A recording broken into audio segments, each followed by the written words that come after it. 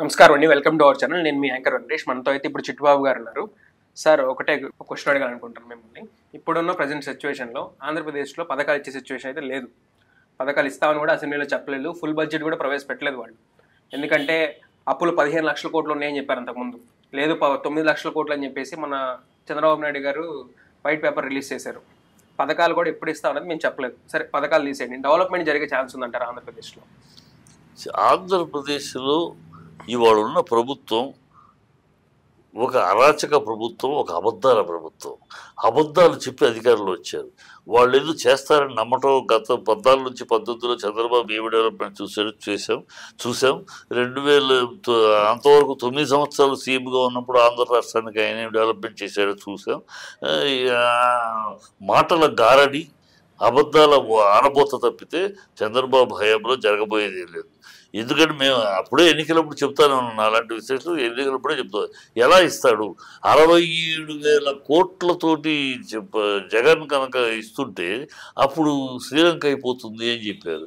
ఆ శ్రీలంక 67,000 కోట్లకే శ్రీలంక అయిపోతే మరి నువ్వు ఇచ్చిన పథకాలు, నువ్వు చెప్పిన పథకాలు 1,70,000 కోట్లు అవుతుంది. ముందు ఇస్తామన్నారు కదా, ఇస్తామని 70,000 అది నమ్మారు ప్రజలు. అంటే అబద్ధాల ప్రభుత్వం అంటారని చెప్తారు. అది చెప్పారు. మేము ఎలా అవుతాయా నువ్వు అంటే 67,000 కోట్లు ఇస్తే శ్రీలంక అయిపోయితే నువ్వు 1,70,000 కోట్లు ఇస్తే ఎట్లా ఏమవుద్ది? అమెరికా అవుద్దా? ఏం మాటలు మాట్లాడదాం అడిగాం. కానీ ప్రజలు నమ్మారు. ప్రజలు మనం నిందించలేదు. ప్రజలు ఏదో ఆశపడ్డారు, నమ్మారు ఏదో ఇస్తాడని. అది ఒక అబద్ధం.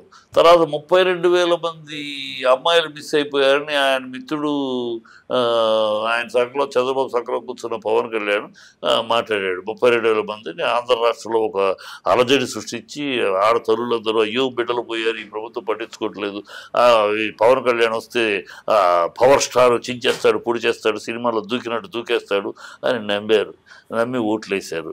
ఇవాళ పార్లమెంట్లో ఆ విషయంపై పూర్తి చర్చ వచ్చింది.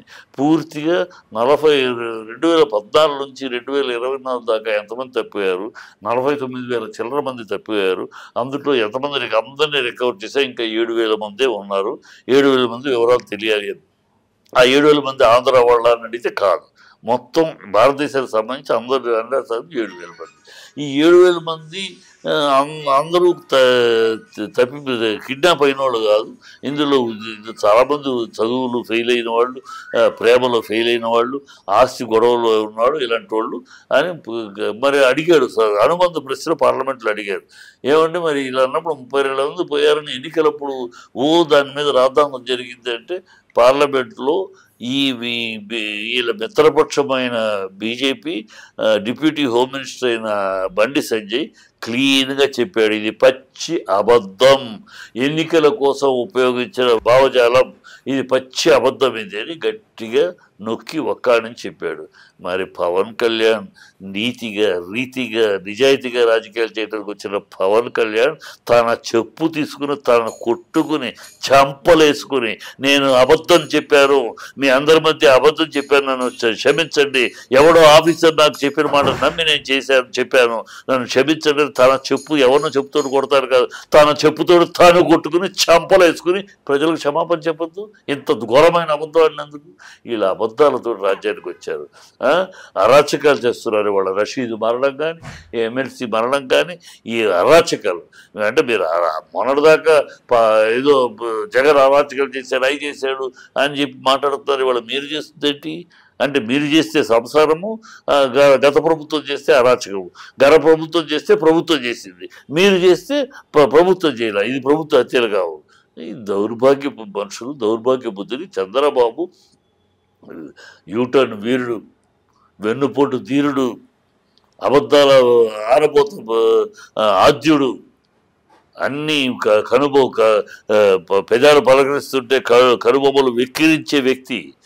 అతను ఆరంభం నుంచి కుతూహలమ్మకి వెన్నుపోటు పొడవటం, అబద్ధాలు చెప్పడం, ప్రజల భ్రమంలోకి తీసుకెళ్ళడం, ఆ భ్రమలు కల్పించడం, అన్ని లేనిపోని ఇష్యూలు క్రియేట్ చేయడం, తద్వారా రాజకీయ లబ్ధి పొందడం, జనాలను మోసం చేయటమే చంద్రబాబు లక్ష్యం. ఇంకా చంద్రబాబు ఏమో డెవలప్మెంట్ వస్తాయి, మాటలు వస్తాయి, మాటల గారిడి వస్తాయి, అబద్ధాలు ఏదో చూపించినట్టు భ్రమలు. గతంలో కనుక ఇచ్చి అమరావతికి భ్రమలు చూపించాడు కదా, అలాంటి భ్రమలు బొమ్మలు చూపిస్తాడు. అంతకన్నా కోరలేదు. 16,000 ఎకరాలు ఇచ్చాము, 1,600 ఎకరాలు ఇచ్చాము, సింగపూర్ సిటీ కడతారు అక్కడ ప్రతి ఎకరం 10 కోట్లు అయిపోతుంది. ఏమైంది సింగపూర్ సిటీ? ఆ ఈశ్వరుడు అనేవాడు జైల్లో ఉన్నాడు. 50 ఎకరాలు ఇచ్చి అక్కడ 7 స్టార్ హోటల్ వస్తుంది, ఇంకో హాస్పిటల్ వస్తుంది, మళ్ళీ హాస్పిటల్ వస్తుంది అన్నాడు. ఏమైంది? భూమి పూజ కూడా. ఈ అబద్ధాలు, డ్రామాలు, దౌర్భాగ్యపు చంద్రబాబు హయాంలో డెవలప్మెంట్ వస్తుంది, గుడ్డు వస్తుందని మనం నమ్మితే అంతకన్నా దౌర్భాగ్యం, మూర్ఖత్వం ఇంకోట్లేదు. హైదరాబాద్ టవర్స్ నేనే కట్టాను అయ్యే చెప్తాడు. అన్నీ అలాగే చెప్తాడు. సైబరాబాద్ ఎవడో మొదలెట్టింది. సైబరాబాద్ టవరు నువ్వు అక్కడ ఏంటంటే ఆ టైంలో ఆ సందర్భం ఒకసారి వెనక్కి వెళ్ళి చూసుకుంటే జనార్దన్ రెడ్డి ఆయన హయాంలో దాన్ని పునాది వేశాడు.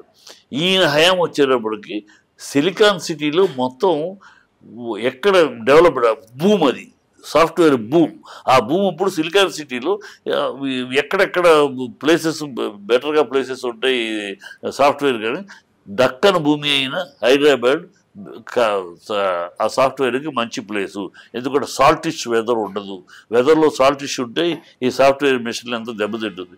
సో దక్కన్ భూమి అయినా ఇది బెస్ట్ ప్లేస్ అని వాళ్ళు నిర్ణయిస్తే ఆ నిర్ణయం మీద ఇక్కడ వస్తే నువ్వు సీఎంగా ఉన్నావు కనుక అందుకున్నావు. అయ్యా ఏదో నేను చేశాను, నువ్వు గుజరాత్లో నువ్వు ఉన్నావా, గుజరాత్లో అందుకుంది, కర్ణాటకలో నువ్వు ఉన్నావా, అక్కడ భూమి ఎలా వెళ్ళింది, కలకట్టాలో నువ్వు ఉన్నావా. సో ఆ వచ్చిన అవకాశాన్ని వాడుకున్నావు, మంచిదే. వాడుకోకపోతే నువ్వు సన్నాసి. నువ్వు కాదు, కిరణ్ కుమార్ రెడ్డి ఉన్నా, ఇంకో ఇవాళ రేవంత్ రెడ్డి, ఎందుకు పనికిరాని రేవంత్ రెడ్డి ఉన్నా కూడా ఆ రోజుల్లో అది పుచ్చుకునేవారు. ఎవడైనా చేయాలి, అది చేసావు. అదేదో నువ్వేదో కనిపెట్టినట్టు, నువ్వే బిల్ గేట్స్కి అసలు ఐడియా ఇచ్చినట్టు డోంట్ టాక్ నాన్ సెన్స్. అదే అంటారుగా తమిళ్లో అన్ని వెలుగుతున్నాయి సెల్స్, ఇది ఎవరు కనిపెట్టారు? నేను. ఎంత పిచ్చి మాట, పిచ్చి అబద్ధం మాట. స్వాతంత్ర్యంతో నడిచానంటాడు. ఎవరితో నడిచావు నువ్వు? ఎప్పుడు నడిచావు నువ్వు? ఇవన్నీ ఆయన ఆ మాటలు మాట్లాడటం అలవాటు అయిపోయింది. ప్రజలు కూడా నమ్మరు అనుకున్నాం. మొన్న ఏదో నమ్మేశారు. ఏదో ఆఖరి దశలో ఉన్నాడు కదా, ఏదో చేస్తాడు. ఇప్పుడు అతను డెవలప్మెంట్ ఏం జరుగుతుందంటే చెప్తాను మీకు. డెవలప్మెంట్, ఏ డెవలప్మెంట్, రాష్ట్రం గురించి డెవలప్మెంట్, రాష్ట్ర ప్రజల డెవలప్మెంట్గా ఆయన ఏ డెవలప్మెంట్ జరుగుతుందంటే 5 ఏళ్లలో తన కొడుకుని నెక్స్ట్ ముఖ్యమంత్రిగా, పార్టీ ప్రెసిడెంట్గా ముందుకు తోసి 2029 ఎన్నికలకి సీఎం కూటమి తరపున సీఎం క్యాండిడేట్గా లోకేష్ అని ఎస్టాబ్లిష్ చేయడానికి ఆయన డెవలప్మెంట్ జరుగుద్ది. పవన్ కళ్యాణ్ ఎదగకుండా తొక్కటం, నొక్కటం ఇలాంటి డెవలప్మెంట్ జరుగుతుంది. ఇది జరగబోయేది. మీరు అలా అంటున్నారు, 20 లక్షల ఉద్యోగాలు ఇస్తాము, మేము క్రియేట్ చేస్తాము అని చెప్పేసి మొత్తం చెప్తున్నారు కదా. అంటాడు చంద్రబాబు అంటాడు. పోయిసారి 600 హామీలు ఇచ్చాడు. ఒకటి చేశాడా? ఇప్పుడు ఎలక్షన్లో అన్నాడుగా, నువ్వు మీ ఇంట్లో నీకుందా పాప, నీకు కూడా ఎంతమంది ఉంటే ఎంతమంది 20,000 15,000 చొప్పున ఇచ్చేస్తామని మాట్లాడాడుగా. ఇవాళ ఏమంటున్నాడు? భయం వేస్తుంది, వీటికి ఒకటే అంటాడు. మీరు దగ్గి మీ ఆరోగ్యం చెరగొట్టకుండా ఉండటం కోసం కట్టెల పుట్లో కాకుండా మీకు 3 సిలిండర్లు ఫ్రీగా ఇస్తున్నాము అని చెప్పారు కదా. ఇంకొకటి ఇవాళ ఏమంటున్నాడు? 3 సిలిండర్లు ఇవ్వటం కుదరదు అంటున్నారు. ఈ ప్రజలకు అబద్ధాలు చెప్పడం, ప్రజలను ఏదో చేయటం ఇప్పుడు సిగ్గు ఉండాలి. భయం వేస్తుంది అని. నా 14 ఏళ్ళు సీఎంగా చేసి నువ్వు 40 ఏళ్ళు అనుభవం ఉన్నాడు. సిగ్గు శరం ఉండద్దు. నువ్వు చంద్రబాబు, నీకు ఇప్పుడు భయం వేస్తుంది అంటావా? ఎన్నికలప్పుడు హామీలు ఇచ్చినప్పుడు ఏమైంది? నీ నోరు తాటి పట్టా నోరు, అది నాలుగు కనుక ఎది పడితే అది మాట్లాడతావా? ఇవాళ భయం వేస్తుందా? ఆ రోజు నువ్వు చెప్పరా మొత్తం ఖజానా ఖాళీ నేను పెడుతున్నావు. ఖజానా ఖాళీగా ఉన్న ఖజానాలో ఇలాంటి ఎలా ఇవ్వగలం అని నీకు అప్పుడు ఆలోచన లేదు? నోర తాటి పట్టలాగా నరలేదు నాలుగు కనుక అడ్డంగా హామీలు ఇచ్చేసి ఇవాళ నాకు భయం వేస్తుంది. హామీలు ఇచ్చాను కానీ ఏం మాటలై ప్రజలు ఎలా మభ్యపెడతావా, ఎలా మోసం చేస్తావా?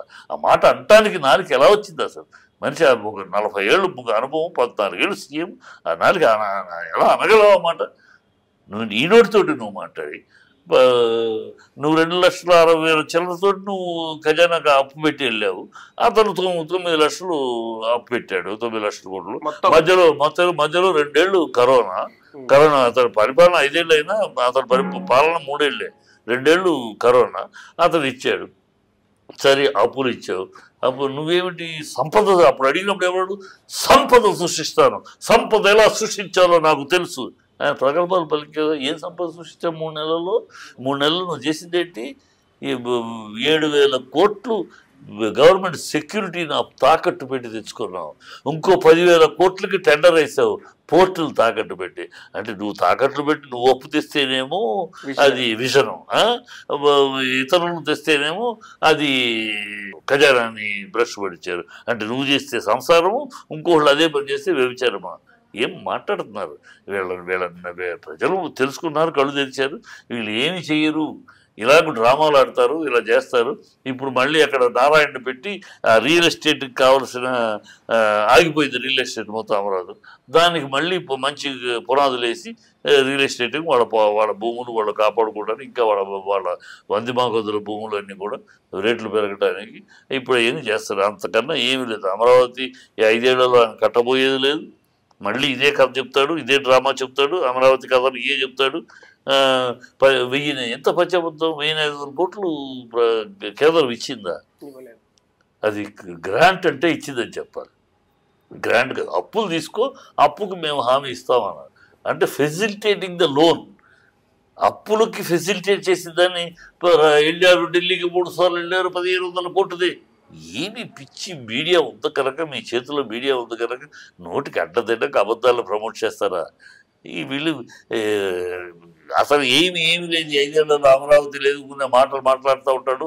అమరావతి లేదు అడుగు. తన కొడుకుని పవన్ కళ్యాణ్ తొక్కుట, తన కొడుకుని పైకి తీసుకెళ్తా 2029లో ఈ కూటమికి చీఫ్ మినిస్టర్ క్యాండిడేట్గా లోకేష్ అని ఎస్టాబ్లిష్ చేయడం తప్పితే ఆయన స్కీము, ఆయన గేము, ఆయన డెవలప్మెంట్ అదే, ఇంకేం ఉండదు. Thank you sir, thank you so much. చూశారు కదండి, మీకు కనుక ఇంటర్వ్యూ నచ్చినట్టయితే లైక్ చేయండి, సబ్స్క్రైబ్ చేయండి, షేర్ చేయండి.